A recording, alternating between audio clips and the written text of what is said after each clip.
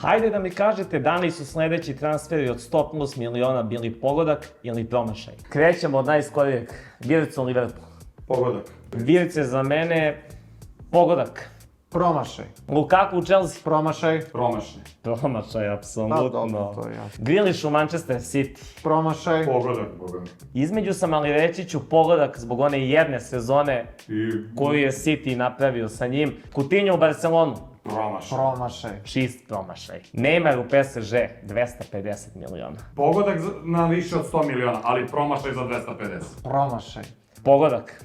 Havertz u Chelsea. Havertz u Chelsea. Pogodak, naravno, Donio im Ligu šampiona. Gareth Bale u Real Madrid. Pogodak veka. Pogodak veka. Pogodak. Pogba u Manchester United. Pogodak tad bio. Pogodak. Pogodak, jest. Declan Rice u Arsenal. Pogodak.